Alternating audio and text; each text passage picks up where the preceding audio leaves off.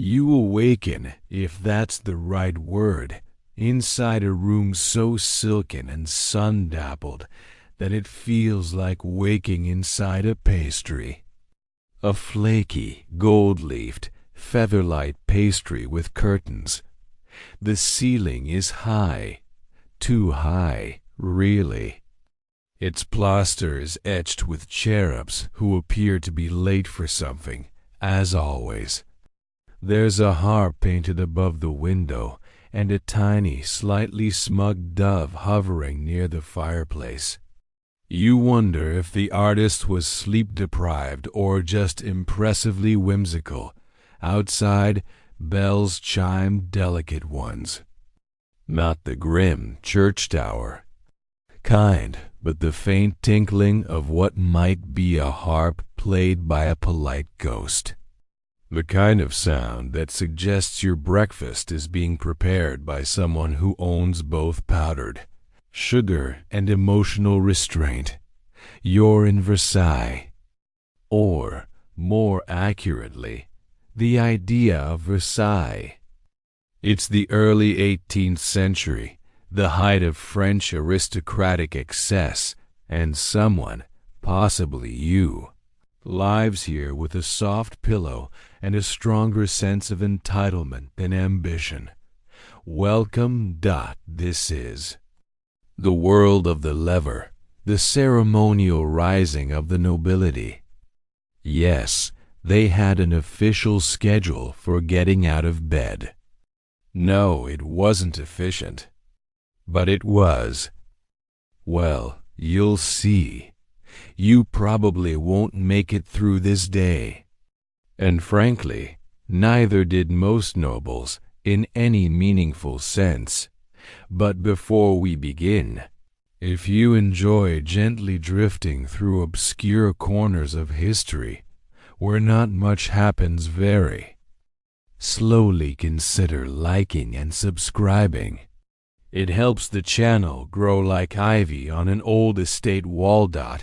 And if you're watching from a faraway place, tell us in the comments, where are you and what time is it there? Now let's ease into tonight's journey. Softly, slowly, with slippers that cost more than most cottages, you lie back in the brocaded bed.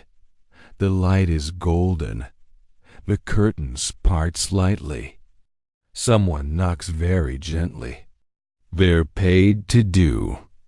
So, literally, this is your reveille musicale. A musician live, not recorded, stands at the edge of your chamber with a lute, or a viol, or, if you've really splurged, a small ensemble. You're being woken not by alarm, but by arrangement. Major historical fact. By the 1700s, French nobles, especially those at Versailles, paid musicians to perform gentle wake-up songs as part of their morning rituals. This custom, known as the reveille musicale, was part performance, part privilege, and mostly proof that you didn't need to do anything for yourself ever again. You blinked toward the velvet canopy. The music begins something baroque and meandering. It has the confident rhythm of someone who knows they're being paid by the hour. Your valet appears, holding a golden tray with a small glass of something vaguely citrusy. Possibly orange flower water, possibly a wheat cordial.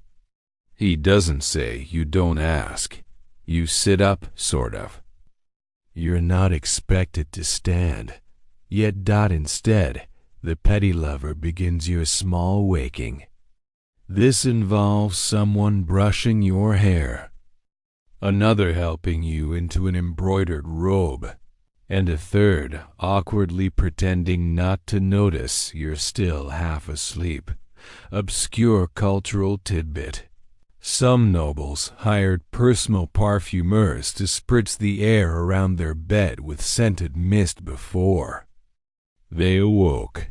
lavender for calm, bergamot for energy, and, occasionally, cinnamon perhaps just to confuse everyone. Historians still debate whether the musical wake-up was a genuine luxury or an elaborate form of social performance designed to make sure nobody ever forgot how rich you were. Even at 7:15 a.m., the music ends. The valet claps just once, politely. You murmur something grateful, or at least syllabic. You are now technically awake, which, in noble terms, means it's time for more people to enter the room. The door opens wider. This is no longer your bedroom. It's a stage. You're still sitting up in bed, propped by pillows so embroidered they might qualify as artwork. A footman places your morning gloves beside you on a tray. You will not wear them. They are symbolic. Everything is. The grand lever has begun. Now the real people arrive. Not servants, but guests, courtiers, friends, frenemies, that one cousin who always brings gossip like it's jewelry. Each arrives with an air of practiced delight and a delicate cough that implies they've been up for hours. They stand in a crescent around your bed like very polite ghosts. You smile with precisely the right amount of fatigue and flattery. Someone compliments your complexion. Someone else hands you a note. It smells faintly of rosewater and conspiracy. A small tray of breakfast arrives, chocolate, served thick and hot in a porcelain cup with gilded handles and maybe a crust of bread with honey. You sip with royal ambivalence. Major historical fact. In Versailles and other noble households, the lever was not just a waking ritual, it was a performance of power. Visitors were granted access in a strict order of social hierarchy. To be present at someone's morning toilette was a form of intimacy, status, and silent politics. Your valet helps you from the bed finally.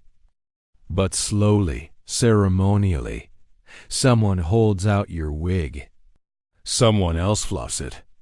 A third person, possibly a cousin or a bored poet, offers to hold your mirror and angle it like a spotlight. You step into your dressing robe, which has more embroidery than most churches. It's lined with fur you've forgotten the origin of, and trimmed with pearls that clink when you breathe too sharply. Obscure cultural tidbit. At one point, nobles kept miniature portraits of their favorite musicians in small lockets sewn into their sleeves, supposedly so they could keep the music near the pulse. This was either poetic or slightly unhinged, depending on who you asked. You greet each guest with a tilt of the head and a sentence that sounds sincere but reveals nothing. Someone reads aloud the morning gossip. A duke tripped on his own shoes. A lady fainted at supper. Too much perfume, not enough bread. A rumor circulates about a noblewoman who insists on being woken not by music, but by a hired child who recites poetry in rhyming Latin, unverified. Intriguing. Historians still debate whether these elaborate mornings brought nobles joy or simply dulled the edges of perpetual boredom. Most agree it was a little of both. Rituals tend to be both comfort and cage. You walk to the window now. The gardens stretch beyond the glass. The sun has risen properly, and a pair of gardeners are trimming hedges into shapes you'll never identify. Your day has begun. You're dressed, perfumed, powdered, and praised. And you haven't even left your bedroom. You finally leave your chamber. Slowly, as one must. Anything faster than a leisurely float is considered rude before noon. Your slippers make almost no sound on the polished floor. The echo, however, performs generously on your behalf. The corridor is a symphony of silence and embroidery. Tapestries line the walls, scenes of mythical creatures you're quite sure are just misremembered zoo animals. One, possibly a giraffe, seems to be judging your outfit. You pass two maids scrubbing the same spot of marble for the third hour running. It's unclear whether they're cleaning or performing penance. They nod respectfully. You nod back, practicing your benevolent monarch in exile face. Down the hallway and to the left, you arrive at the morning salon, a room designed entirely for the purpose of easing nobles from barely awake to politely conversational. The chairs are all silk and angles. The windows filter the sun through lace panels so soft they seem spun from daydreams. You're not alone, of course. A few other nobles recline nearby, half swaddled in shawls, all trying to look alert without a tempting effort. Someone's dog is asleep on a velvet cushion. Its snores are more productive than most conversations here. You take your place by the window. A footman brings another cup of chocolate. This one is slightly darker, spiced with cinnamon. Or possibly ambition. Major historical fact. In noble life, chocolate was a fashionable luxury in the 18th century. A warming, energizing drink thought to stimulate both the mind and digestion. Served thick and sweet, it was often taken during the morning salons as both nourishment and status symbol. Across from you, a woman tells a story so slowly you're unsure if she's recounting a dream or inventing one mid-sentence. Something about a masquerade, a broken shoe, and a prince with a lazy eye. You nod at all the right intervals. You've done this before. Obscure cultural tidbit. Some nobles maintained entire masquerade wardrobes filled with masks, cloaks, and identity-swapping accessories. These weren't for formal balls. They were for spontaneous role-play at breakfast. Nothing says, "I trust you," like pretending to be someone else while sipping cocoa. Your chair creaks slightly. You pretend not to notice. That creak is older than most nations. You glance toward the far end of the salon, where a musician strums a lute. Quietly, no one looks at him. But if he stopped, the whole room might collapse into the kind of silence that reveals true boredom. Historians still debate whether salons promoted intellectual exchange or just encouraged dramatic eye contact and thinly veiled flirtation. Maybe both. Definitely both. You rest your cup on the saucer. The dog sighs in solidarity. Time, like the chocolate, continues to thicken. At long last, you rise from your seat, not out of necessity, heaven forbid, but because someone has whispered that the promenade is beginning. And nothing suggests your aristocracy quite Like walking in decorative loops for no reason. You're helped into your outer robe, which is essentially a coat made of curtained dreams. Velvet, gold-threaded, slightly too warm for the weather, but perfect for peacocking. The shoes are impractical, of course. They click softly on the marble, like they're trying to remind you of your status with every step. You make your way through a side corridor, past a bust of some ancestor with impressive eyebrows and a suspiciously modern smirk. The promenade takes place in the gallery, the long mirrored hallway designed for maximum echo, gossip, and the feeling that you're always being slightly observed, even when you're alone. Here they are, nobles walking slowly, pausing occasionally to adjust their gloves or exchange half-sentences about art, politics, or cake. You fall in beside them. You're not late. You're never late. You simply arrive at the moment when the scene is most ready for you. Major historical fact. The Hall of Mirrors at Versailles was more than decorative. It served as a venue for court processions, morning walks, and social theater. Nobles would deliberately stroll its length to be seen, to see others, and to engage in subtle diplomacy cloaked in compliments and complaints about weather. A young noble passes by, tilting his hat just slightly. You nod in response, signaling either recognition or dismissal. It's unclear, even to you.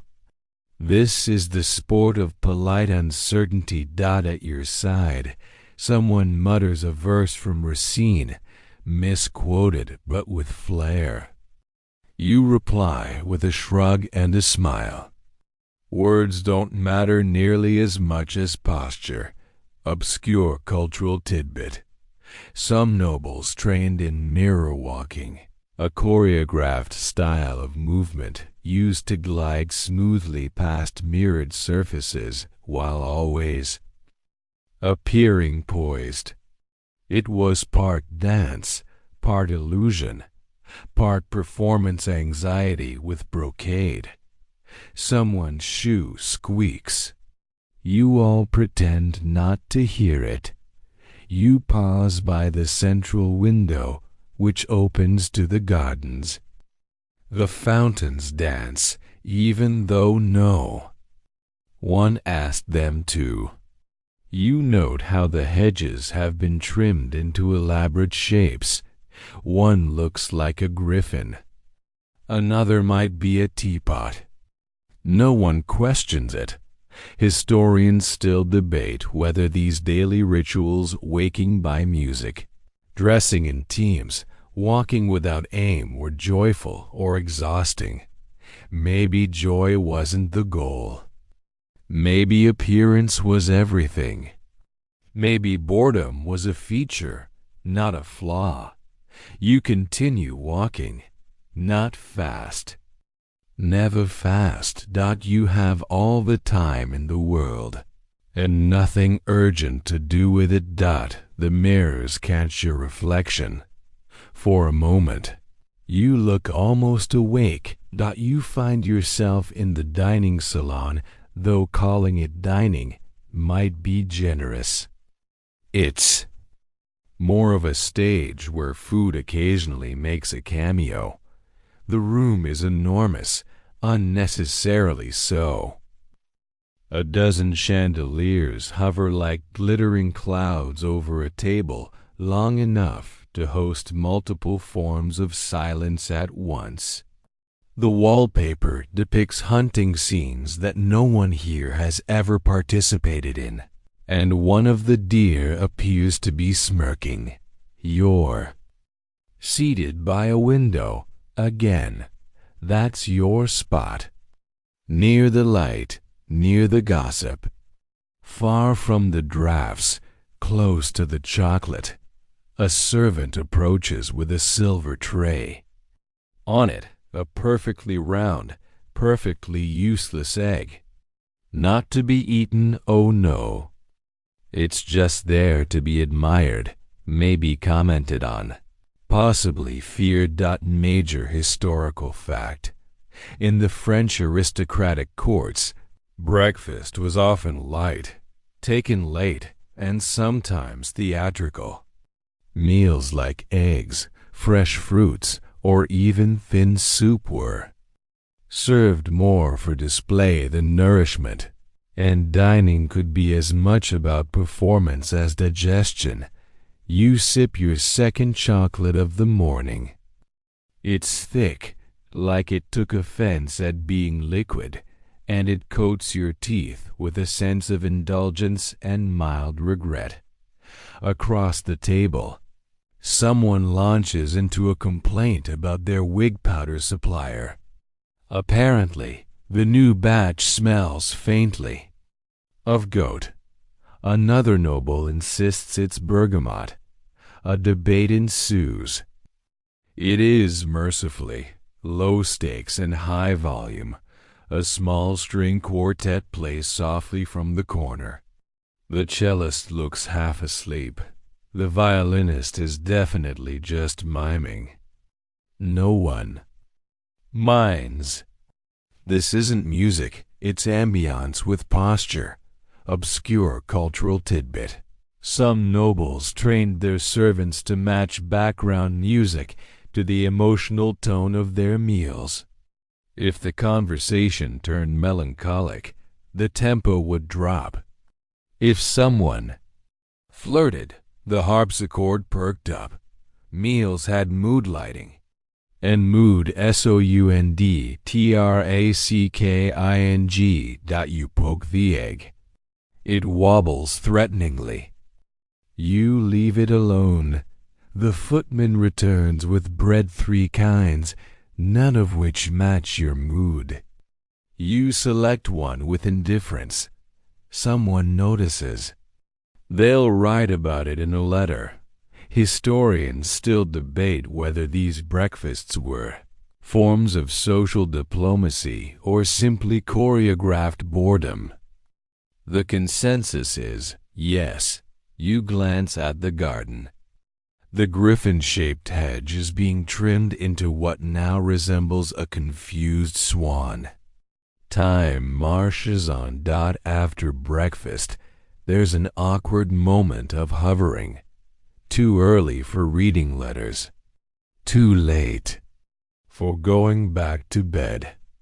So you do what many nobles have done for generations in this strange window of time.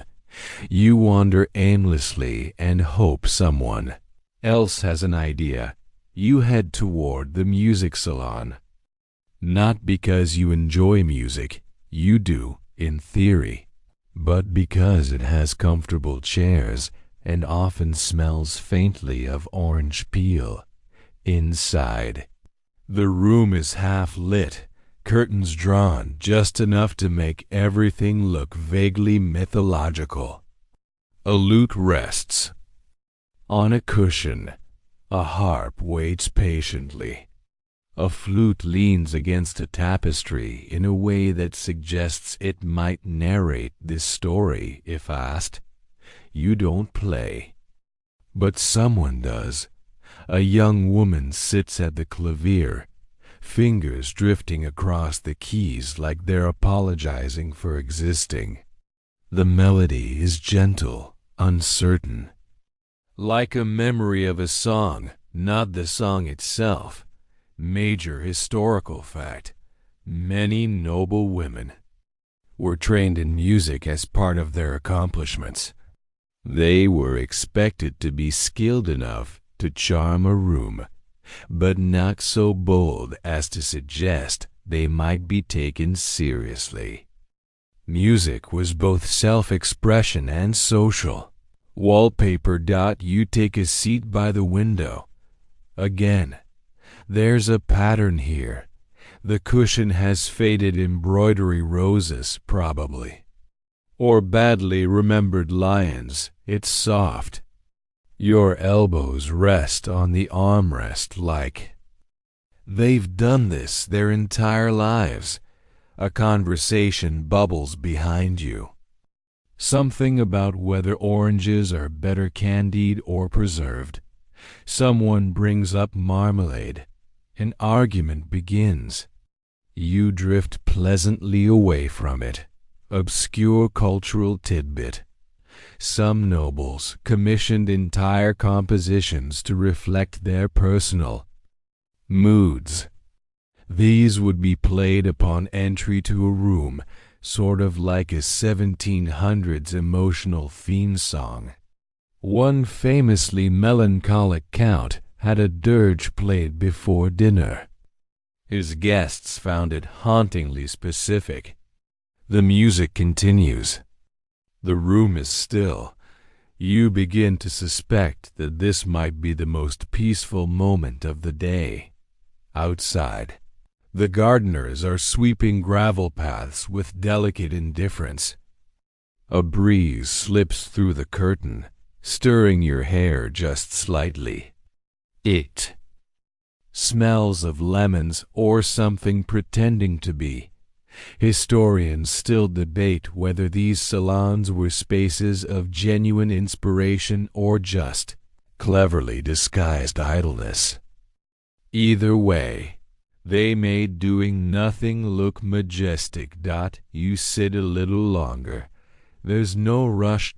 And absolutely nowhere to be. The afternoon arrives with no announcement. It simply appears like a cat in a quiet room or a footman who's perfected the art of non-existence.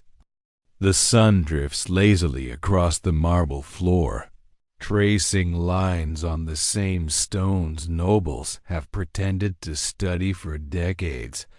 You're summoned softly, as always, to the portrait salon. This is not because anyone is painting you. That was last month. Today, you are simply meant to sit among paintings of other people who were painted while pretending not to care. The room is long, mildly echoey, and filled with the faint scent of varnish and lavender wax. Gilded frames line the walls. Faces peer down with the solemn boredom of aristocrats who spent 3 hours deciding how to tilt their CHINS. Major historical fact. During the 18th century, portrait salons served both decorative and diplomatic functions. Portraits reinforced alliances, status, and legacy. And in large estates, they also served as conversation starters, subtle reminders of lineage, and frankly high-quality wallpaper. You pause before a portrait of a marquis whose powdered wig has been rendered with unsettling realism. His eyes follow you across the room. So does his small dog, perched on his lap with the energy of a soul trapped in eternal judgment. You sit beneath a lady in blue. Her smile suggests she just insulted someone in Latin. The frame bears a Latin motto. You pretend to understand it. Tea is served again. This time it's mint, or something trying very hard to be mint. The porcelain cup is so thin you can see the shadow of your fingertip through it. Obscure cultural tidbit. In some noble households, certain portraits were believed to bring good luck or improve fertility if touched. Guests would politely adjust their gloves while brushing the frame like a gentle secret. Handshake with the ancestors. A nobleman beside you clears his throat and points vaguely at a painting of a man with 5 medals and no known accomplishments. An uncle, he says. You nod, as if you understand what that means. You're meant to talk, to comment, to reflect. But the truth is, these faces speak volumes without ever blinking. Historians still debate whether nobles truly admired the subjects of their portraits, or simply admired the act of being admired. You finish your tea. The lady in blue still hasn't blinked. Someone mentions that the weather is pleasant. This is not information, this is an invitation. You are going to the gardens, but not just to wander. Oh no. Today, there's to be a mini-concert by the reflecting pool. Yes, outdoors. Yes, standing. Yes, you're already regretting your shoes. You step through a corridor of lidded glass windows, their panes slightly warped from age. Everything outside looks like a watercolor made by someone who's never rushed a day in their life. A servant hands you a parasol. You don't need it. You accept it anyway. It's not shade, it's protocol. The garden is awake, but only mildly. Bees hum like lazy violas. The sky is a watercolor of pale blue and silvery streaks. And at the far edge of the reflecting pool, a trio of musicians is setting up with the casual stress of people who know their background scenery. Major. Historical fact. Versailles and similar estates often hosted open-air performances for the nobility, especially in the warmer months. These were opportunities for musicians to showcase subtle elegance, for guests to show off layered silk in natural light, and for everyone to pretend they were outdoorsy. You find your spot on a carved stone bench. It's been warmed by the sun. You sigh without meaning to, and someone nearby sighs in agreement. The music begins. It's a duet, flute and harp drifting lightly over the water like gossip that forgot to be juicy. Notes echo softly against trimmed hedges and marble statues of gods who look mildly inconvenienced. Obscure cultural tidbit. Some nobles trained songbirds to mimic harpsichord melodies. These birds were then brought to garden concerts in tiny cages and invited to participate. It didn't always work, but it always impressed someone. You close your eyes briefly. The sun presses gently on your shoulder. The harp runs a glissando. That feels like a yawn turned into sound. Historians still debate whether these concerts were meant to stir the soul or simply lull the senses into quiet compliance. Either way, you feel your breathing slow. Not from boredom. From rhythm, you open your eyes. A bee lands on your sleeve, thinks better of it, and leaves. Someone applauds gently. The concert has ended. Or maybe it just wandered off mid-melody. You rise. The stone remembers your weight. Afternoon blends into late afternoon. A barely noticeable shift marked only by the angle of the sun and the way shadows begin to stretch like they, too, have grown tired of standing politely. You return indoors. Not because you must. Nobility rarely does anything out of necessity, but because there is now talk of letters. Yes, letters. Correspondence, you see, is the quiet engine behind aristocratic existence. Not love letters, although there are plenty of those. Not declarations of war, That's more of a royal headache. But the endless stream of elegant nothings sent back and forth like emotional weather reports. You enter the writing room. It smells faintly of ink, old paper, and a little like lavender water that's been poured one drop too many times. The walls are lined with pigeonholes, stuffed with folded parchment. A small bell rings softly as new letters arrive. Not by courier by servant, of course, but still, the bell adds gravitas. You sit at a writing desk. It has an inkwell, a feather quill, and a blotter that looks like it's been bored since Louis XIV's childhood. Major historical fact. In 18th century France, noble correspondence was a powerful social tool. Letters weren't just communication, they were performances, carefully constructed with graceful turns of phrase, concealed emotions, and coded compliments. Many nobles employed secretaries just to help craft them. You dip your quill in the ink, a blot, a pause, a sigh. The letter begins. You write to a friend, let's call her Elodie, who once complimented your poetry, but may have been talking about someone else's. You tell her the weather has been ardently temperate. You mention the griffin-turned-swan hedge. You include a line about your chocolate that may or may not be a metaphor for court gossip.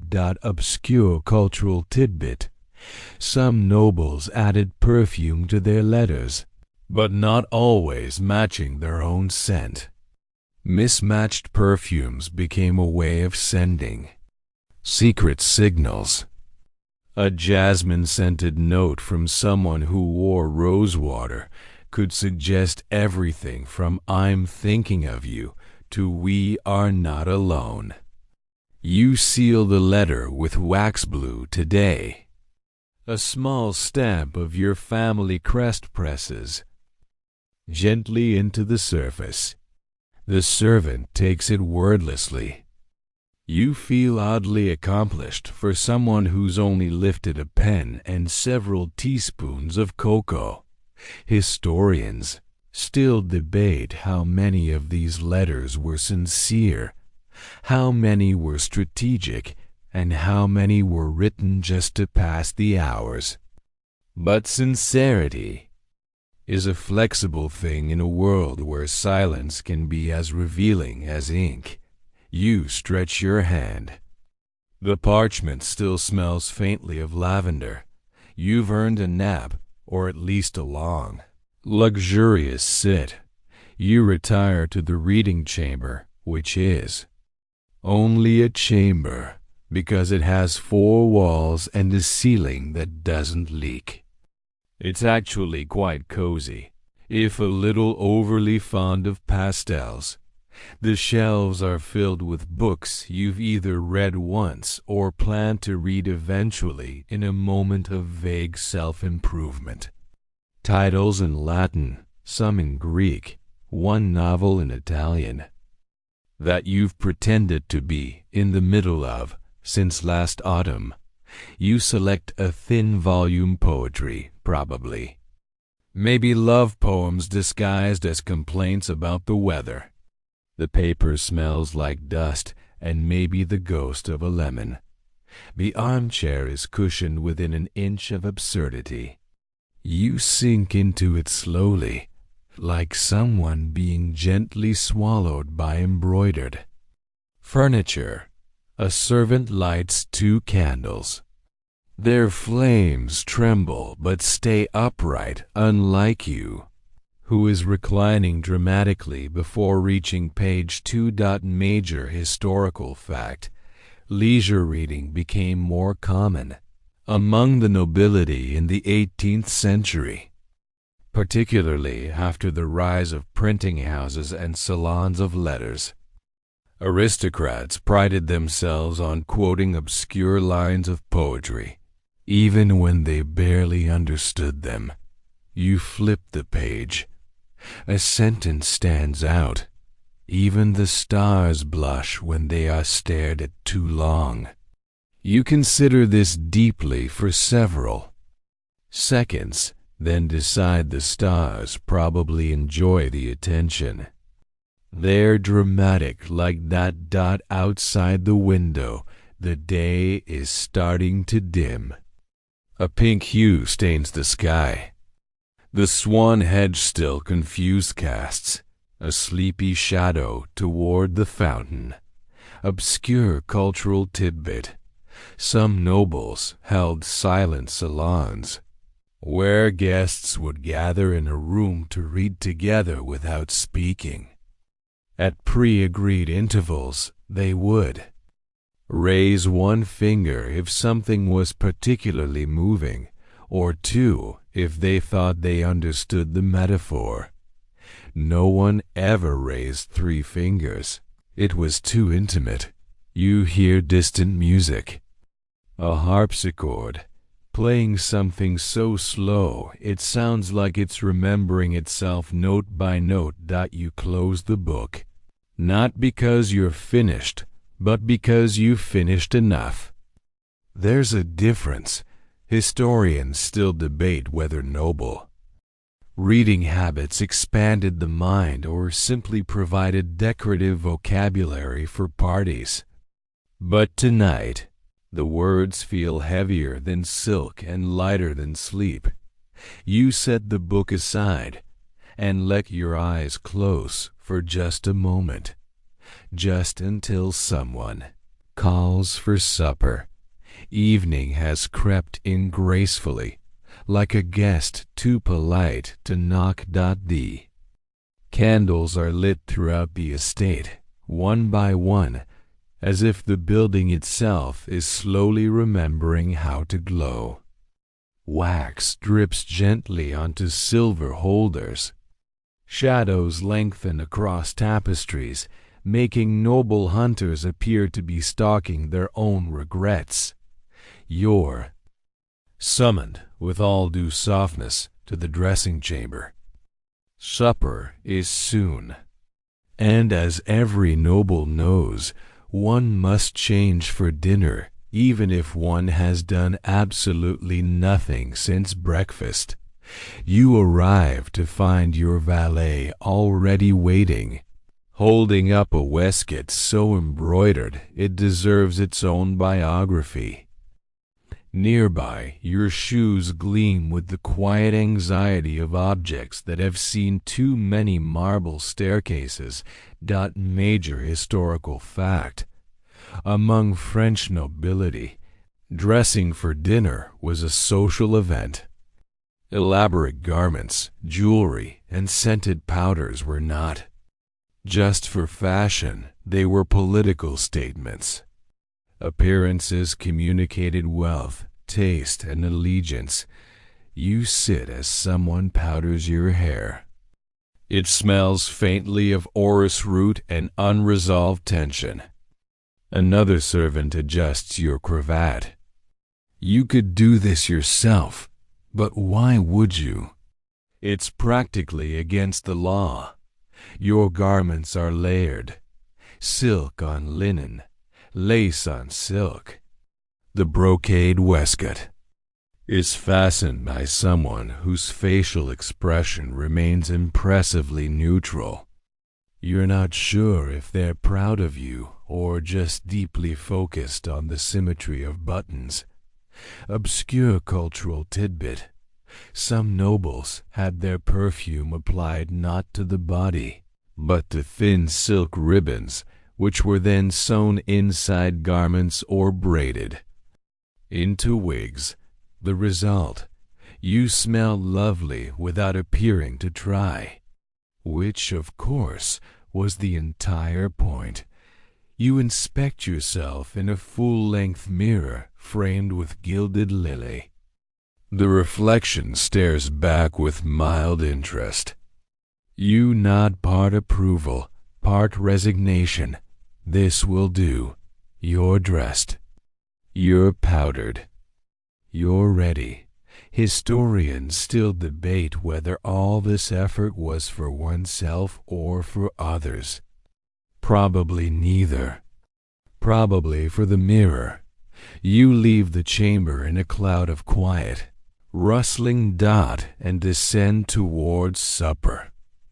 The dining hall awaits dot. It is long and echoey, and lined with more silver than a royal dowry. Candles flicker in rows like obedient stars. The chandeliers have been freshly dusted, probably by someone with a ladder and no fear of heights or history. You are escorted to your seat by someone who addresses you by title and tone alone. The chair creaks softly as you settle in. It's comforting. It remembers you. Around you, the other nobles gather like rare birds in an over-decorated aviary. Gowns rustle. Fans flutter. Someone coughs discreetly and makes it sound elegant. The first course arrives. A clear consomme served in porcelain so delicate it shivers when set down. You sip with all the ceremony of someone signing a treaty. Major historical fact. Formal noble dinners in 18th century France could last several hours and include dozens of courses, each orchestrated with precise order and etiquette. Meals weren't just about eating. They were about pageantry, politics, and performance. The second course includes something you don't recognize, possibly fish, possibly a very confident root vegetable. You taste it anyway. It's seasoned with the faint idea of flavor. Conversation blooms like slightly hesitant flowers. Topics range from hunting expeditions no one has attended to operas everyone claims to have. Understood.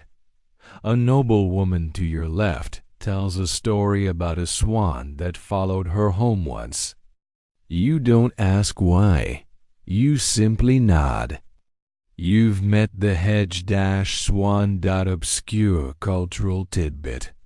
Nobles sometimes trained their household pets to perform polite tricks during dinner, such as bowing, retrieving napkins, or carrying tiny notes in ribbon. Collars. One infamous cat reportedly delivered compliments between courses. It wore a small velvet hat. Between bites, someone recites a verse, something vaguely pastoral. The rhyme doesn't quite work. You pretend not to notice. Dessert arrives in miniature towers. Candied fruit.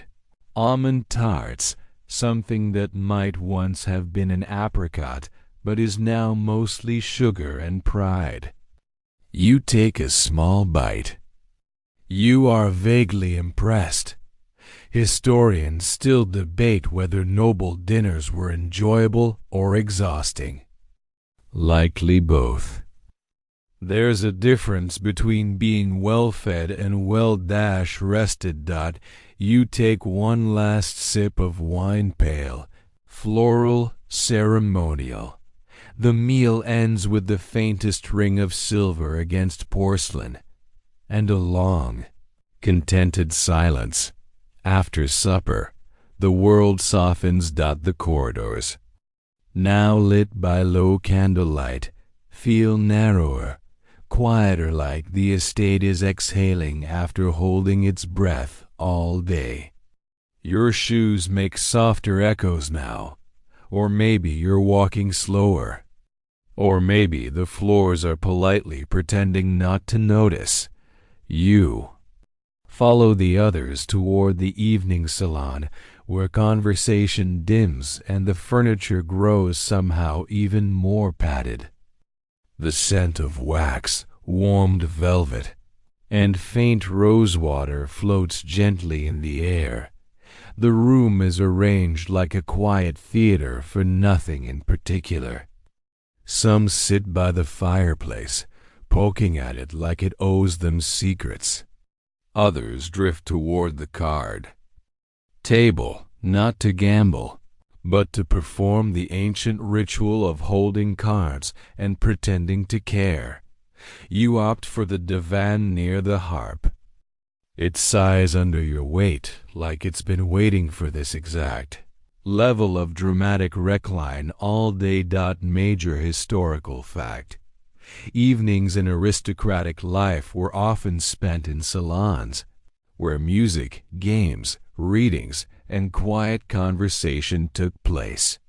Far from wild revelry, these were highly structured moments of leisure, a choreographed end to a choreographed day. A young nobleman begins playing the harp.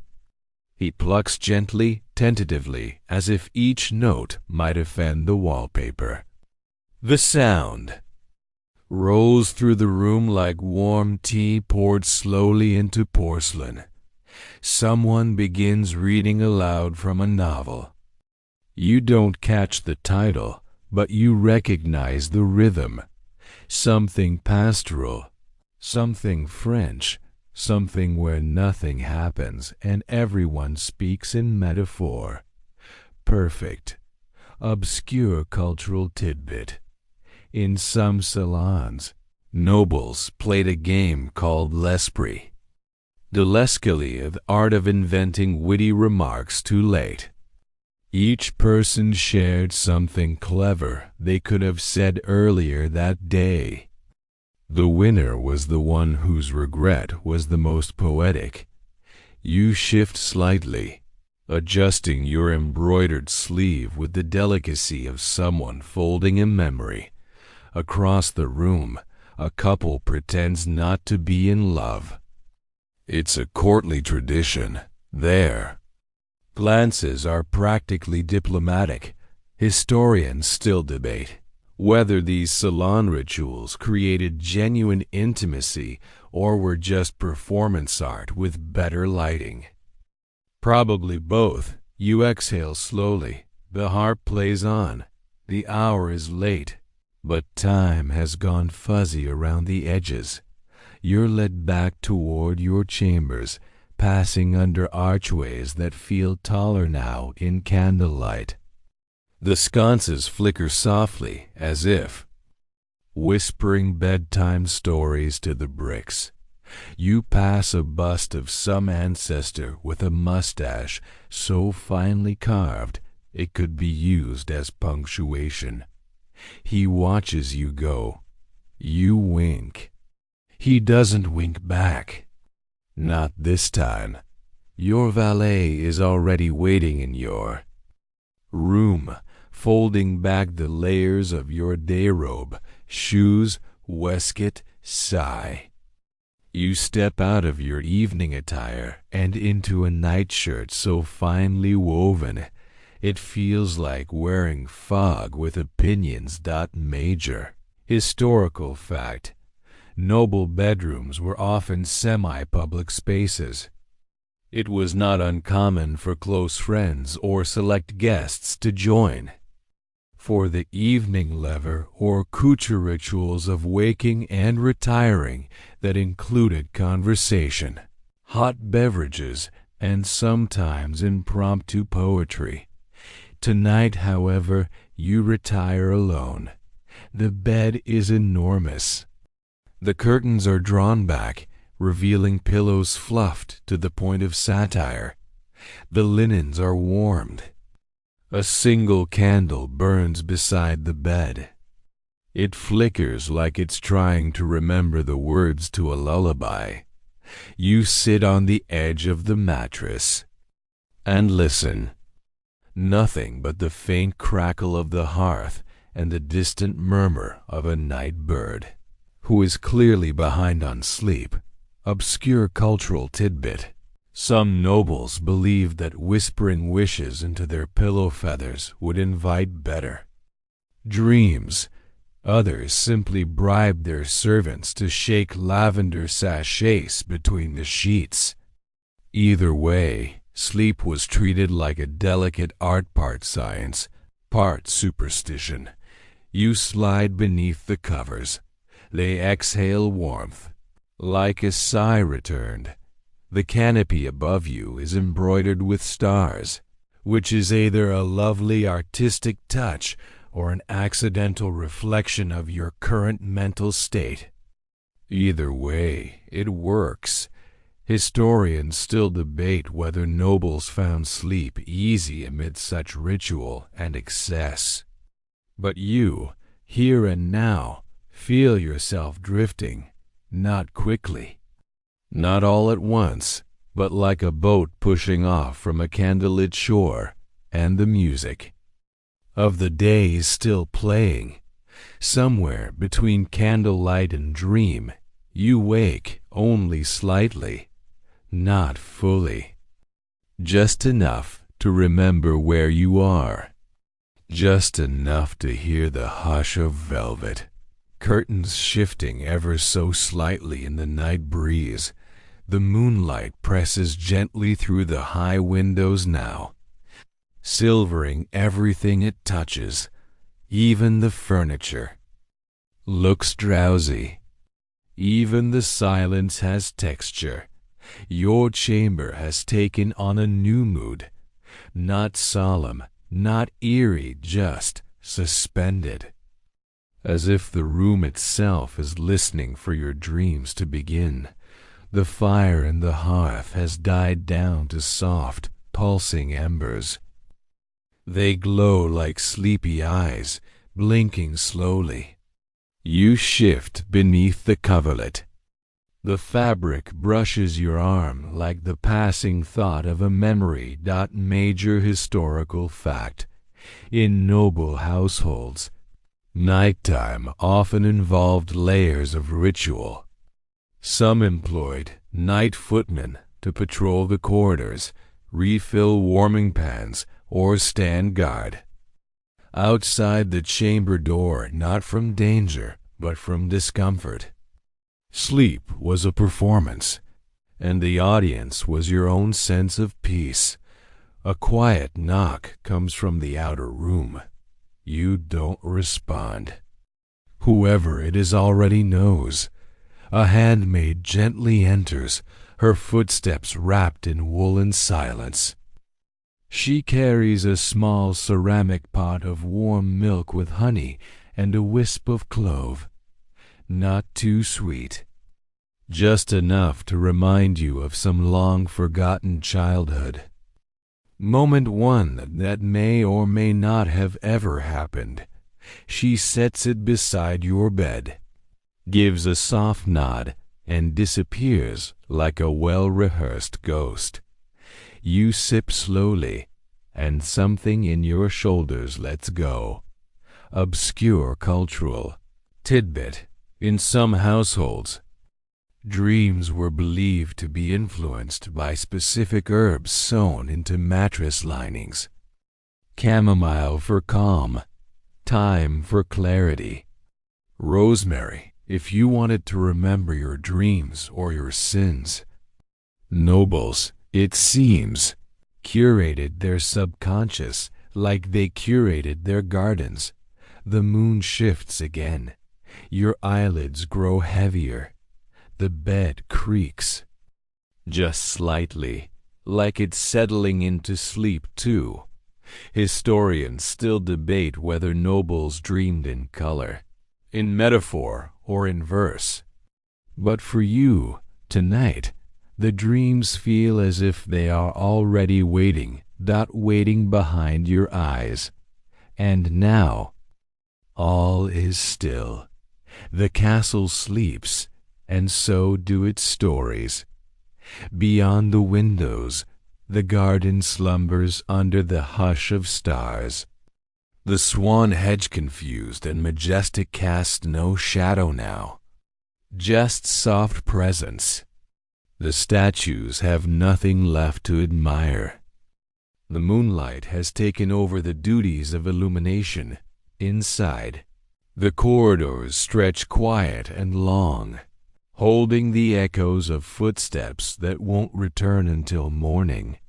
The candles, now only stubs, flicker their last light like sighs.